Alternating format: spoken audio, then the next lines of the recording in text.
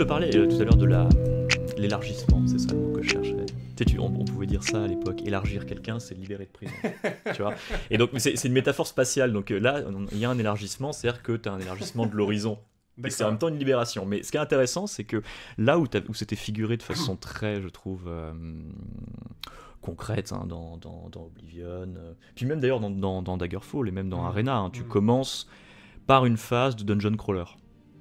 C'est-à-dire que le jeu te refait une histoire un petit peu du jeu de rôle PC, d'accord. Il te fait commencer par un dungeon crawler et ensuite il te fait arriver dans un jeu de rôle monde ouvert.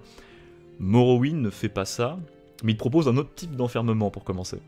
C'est un enfermement administratif. D'accord. Et moi je trouve ça génial. C'est-à-dire que là tu passes par des phases mais qui n'en finissent plus.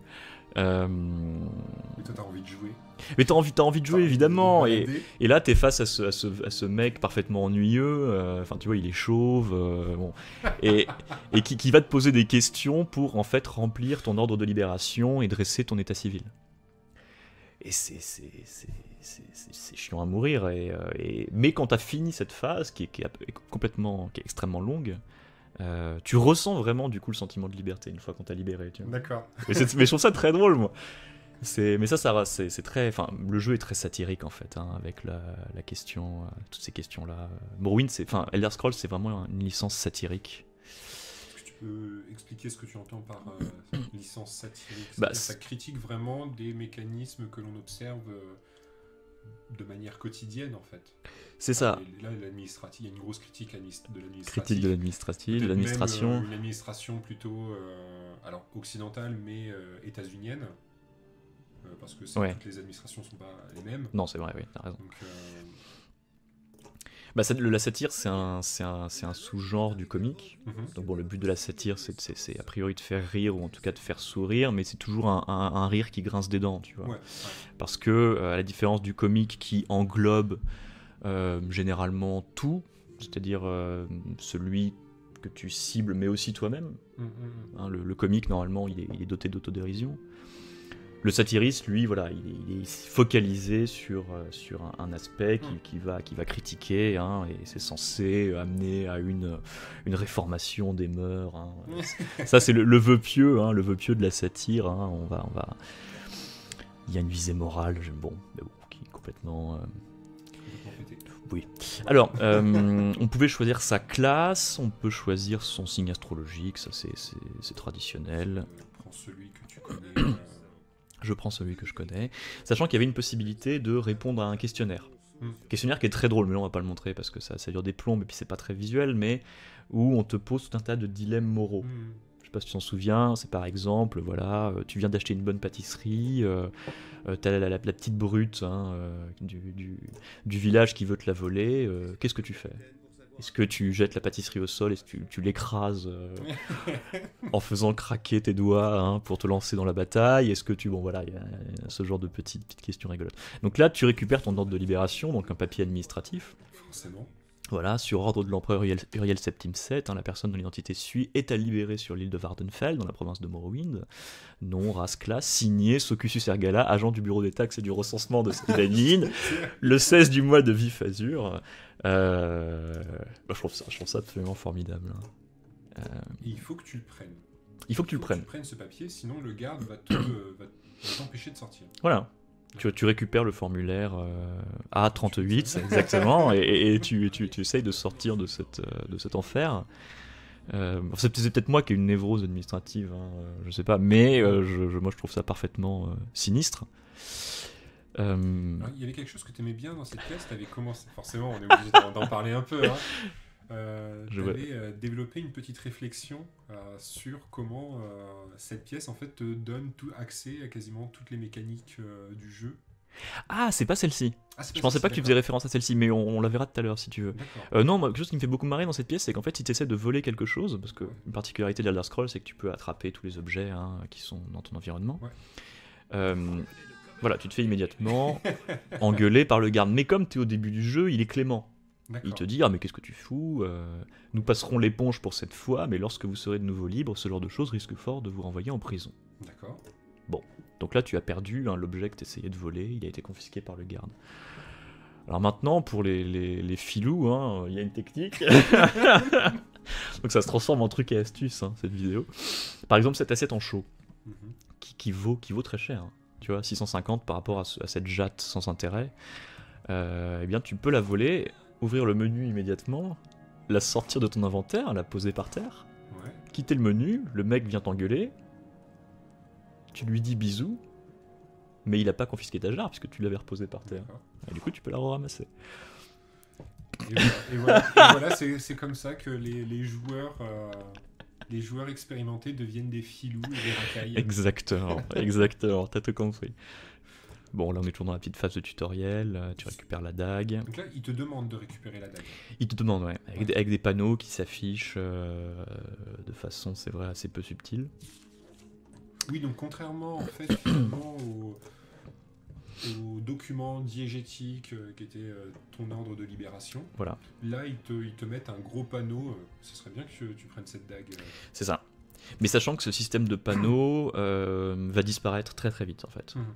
Il correspond vraiment, voilà, il continue, mais il correspond vraiment à la phase d'apprentissage, mais qui est montré vraiment comme une phase de, c'est drôle parce que comme une phase de captivité en fait. Hein. Ouais. C'est une captivité thématique, hein, t'es en prison, machin, l'administration on en a parlé, mais c'est aussi une captivité ludique, hein, on te force à faire les choses. Et tu vas voir le dernier panneau. Le dernier panneau est vraiment très intéressant à ce sujet. Ouais, il faudra que tu Il va arriver juste après. Donc là, tu vas voir le commandant de la garnison. Tu lui donnes ton ordre de libération et il va te donner ta première mission. Voilà, il t'explique que vous êtes en Morrowind, t'apprends que tu as été libéré sur ordre de l'empereur directement et que donc tu as une mission qui t'a été affectée. Cette mission qui consiste à aller voir ton contact, un certain Caius Cosades qui se trouve dans la ville voisine. Voilà. Bon, t'en sais pas beaucoup plus. Si on te dit que Caius Cosades... Non, tu dois lui faire ton rapport, mais on ne sait pas vraiment pour quelle raison, si je dis pas de bêtises. Mais on te file à nouveau, si je dis pas de bêtises, il y a encore un paquet. T'as un paquet que tu peux lire. Ah oui, c'est du code. Bon. C'est du code. Bah, c'est un paquet codé. Enfin, ça, d'accord, donc... Enfin, à moins que tu... Bah non, je ne comprends absolument rien. Donc il y a des affaires d'espionnage derrière tout ça, mais tu vas vite comprendre. Voilà, dernier panneau.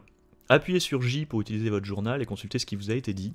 Rendez-vous à l'auberge d'Aril sur votre gauche. Donc là, c'est intéressant. On va quand même donner une dernière indication spatiale.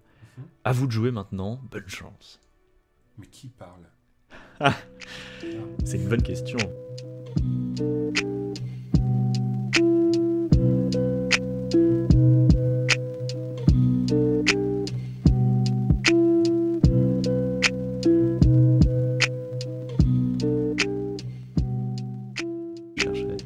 On pouvait dire ça à l'époque, élargir quelqu'un, c'est libérer de prison. Tu vois. Et donc, c'est une métaphore spatiale. Donc là, il y a un élargissement, c'est-à-dire que tu as un élargissement de l'horizon. Et c'est en même temps une libération. Mais ce qui est intéressant, c'est que là où c'était figuré de façon très, je trouve, concrète, hein, dans Oblivion, puis même d'ailleurs dans Daggerfall et même dans Arena, hein, tu commences par une phase de dungeon crawler. D'accord. C'est-à-dire que le jeu te refait une histoire un petit peu du jeu de rôle PC, d'accord. Il te fait commencer par un dungeon crawler et ensuite il te fait arriver dans un jeu de rôle monde ouvert. Morrowind ne fait pas ça, mais il te propose un autre type d'enfermement pour commencer. C'est un enfermement administratif. D'accord. Et moi je trouve ça génial. C'est-à-dire que là tu passes par des phases mais qui n'en finissent plus. Mais toi t'as envie de jouer. Mais t'as envie de jouer évidemment, et là t'es face à ce mec parfaitement ennuyeux, enfin tu vois il est chauve, bon, et qui va te poser des questions pour en fait remplir ton ordre de libération et dresser ton état civil. Et c'est chiant à mourir, mais quand t'as fini cette phase qui est extrêmement longue, tu ressens vraiment du coup le sentiment de liberté une fois qu'on t'a libéré. Tu vois. D'accord. Mais je trouve ça très drôle moi. Mais c'est très, enfin, le jeu est très satirique en fait, hein, avec la question, toutes ces questions-là. Morrowind, Elder Scrolls, c'est vraiment une licence satirique. Est-ce que tu peux expliquer ce que tu entends par licence satirique? Ça critique vraiment des mécanismes que l'on observe de manière quotidienne en fait. C'est ça. Là, il y a une grosse critique de l'administratif. Critique de l'administration. Une administration plutôt, alors occidentale mais états-unienne. parce que toutes les administrations sont pas les mêmes. Non, c'est vrai, oui, t'as raison. Donc, la satire, c'est un sous-genre du comique. Donc bon, le but de la satire, c'est a priori de faire rire, ou en tout cas de faire sourire, mais c'est toujours un rire qui grince des dents, tu vois.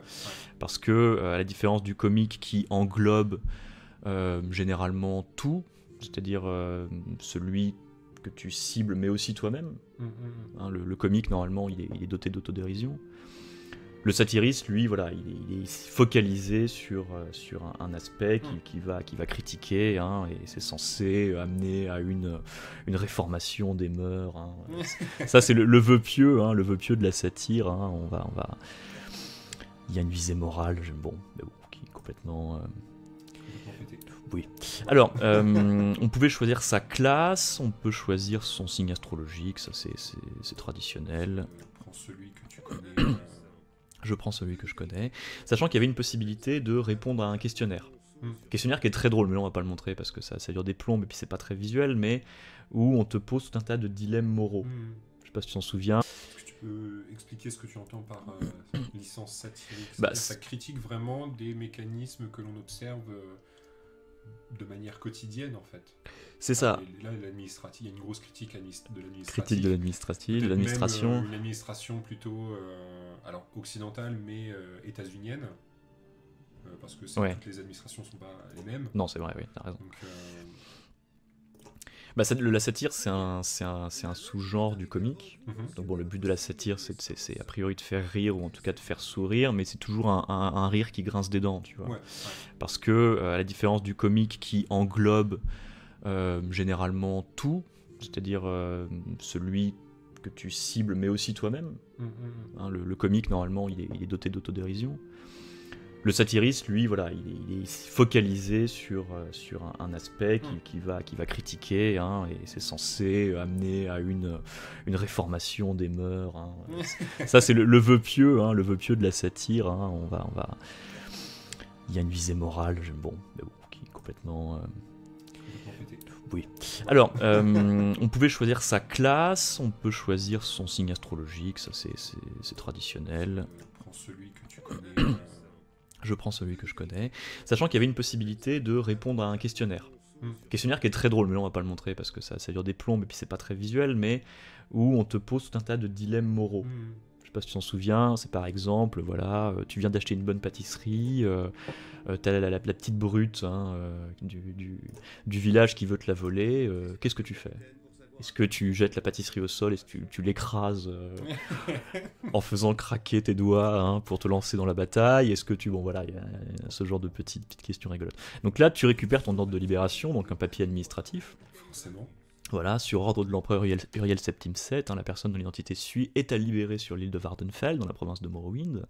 Nom, race, classe, signé Socusus Ergala, agent du bureau des taxes et du recensement de Skydanin, le 16 du mois de Vif Azur. Je trouve ça absolument formidable. Hein. Il faut que tu le prennes. Il faut que tu le prennes. Tu prennes ce papier, sinon le garde va t'empêcher de sortir. Voilà. Tu récupères le formulaire A38, exactement, et tu essayes de sortir de cet enfer. C'est peut-être moi qui ai une névrose administrative, hein, je sais pas, mais moi je trouve ça parfaitement sinistre. Il y avait quelque chose que tu aimais bien dans cette pièce, tu avais commencé, forcément on est obligé d'en parler un peu, hein. Tu avais développé une petite réflexion sur comment cette pièce en fait te donne tout accès à quasiment toutes les mécaniques du jeu. Ah, c'est pas celle-ci. Je pensais pas que tu faisais référence à celle-ci, mais on la verra tout à l'heure si tu veux. Non, moi, quelque chose qui me fait beaucoup marrer dans cette pièce, c'est qu'en fait, si tu essaies de voler quelque chose, parce que